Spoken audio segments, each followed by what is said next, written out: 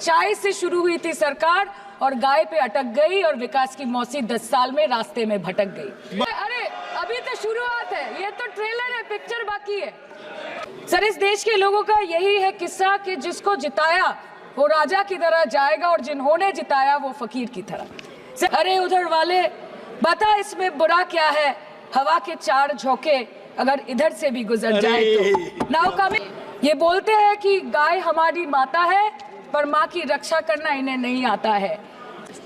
Madam, मैं बस ये कहना चाहती हूँ कि इस बीजेपी सरकार ने पिछले 10 सालों में इस देश के लिए क्या किया, उससे बड़ी तालिका बनेगी कि 10 साल में क्या क्या कर सकते थे पर किया नहीं। 2014 में जो किसान मोदी है तो मुमकिन है सोच के और अच्छे दिन के ख्वाब देख के बीजेपी को वोट दे रहा था, आज 10 साल बाद वो बोलता है कि मोदी है तो नामुमकिन है। शायद अभी वो किसान है भी नहीं।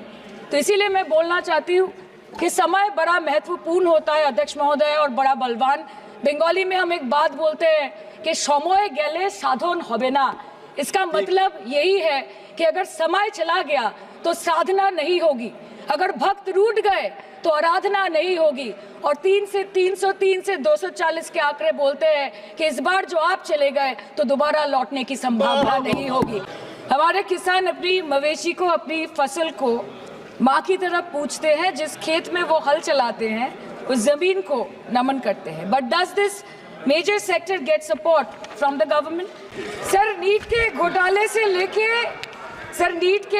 से लेके जीएसटी के बोझ तक, एयरपोर्ट की छत टूट जाने से लेके रेल पटरी से छूट जाने तक, तृणमूल कांग्रेस के सदस्य, हर सांसद देश के हर गंभीर मुद्दे पर चर्चा करेंगे। बस यही आपको बोलना था। किसान खुद क्या खाएंगे, अपने परिवार के लोगों का खिलाएंगे, अपनी गाय भैंस भेड़ बकरी को क्या खिलाएंगे? सर, ऐसे ही वारदात होते हैं जहां गरीबी से जूझता हुआ एक किसान उसको अपनी गाय भेड़ बकरी को बेचने में मजबूर करते हैं और अंत में जाके वो अपनी खुद की जान ले लेते हैं। सर, पिछले 10 सालों में 1,12,000 किसानों ने इस देश में आत्महत्या की। एनसीआरबी की एक रिपोर्ट के अनुसार 10 साल में हर दिन इस देश में एवरेज में 30 किसान हर दिन अपनी जान ले लेते हैं। आम आदमी के दूध, छाछ, लस्सी, दही, पनीर पर 5% की जीएसटी, क्रीम, कंडेंस्ड मिल्क, मक्खन, घी पर 12% की जीएसटी और अमीरों के हीरो पर सिर्फ 1.5% की जीएसटी। सरकार उनको रिलीफ नहीं देती है जो विदेश में जाके मिल्क शेक और लाते की चुस्कियां लगाते हैं। ये सरकार उनको रिलीफ नहीं देती जो आम आदमी 2 पैकेट दूध खरीदने से पहले 10 बार सोचता है। सर, बचपन से हम सुनते आए थे कि संडे हो या मंडे रोज खाओ अंडे। India rank 2nd in egg production in the world. और अंडे का फंडा यही है सर कि भारत के बच्चों की किस्मत में महीने में एक अंडा नहीं मिलता। मिड डे मील के चलते हफ्ते में अगर एक आध अंडा मिल भी रहा था तो कहीं धर्म के नाम पे तो कहीं महंगाई के चलते उसे बंद करने की मांग उठ रही है।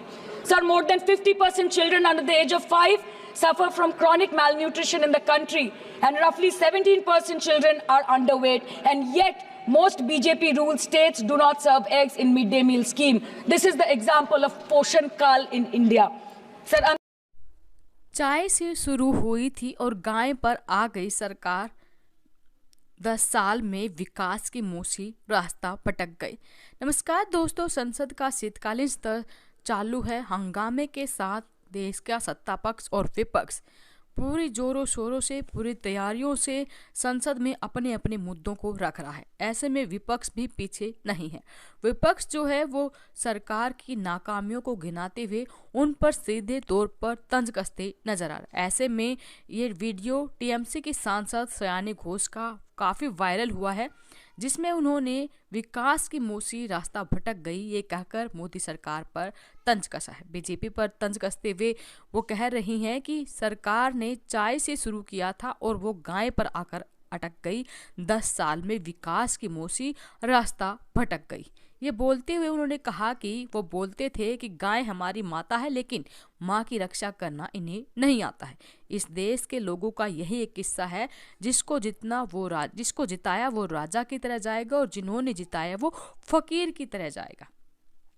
वहीं उन्होंने आगे कहा कि सरकार उन्हें रिलीफ नहीं देती है जो विदेश में जाकर मिल्क शेक की चुस्कियां लगाते हैं। ये सरकार उनको रिलीफ नहीं देती है जो आम आदमी 2 पैकेट दूध खरीदने से पहले 10 बार सोचता है। शियानी ने कहा कि हम बचपन से सुनते हैं संडे हो या मंडे रोज खाओ अंडे।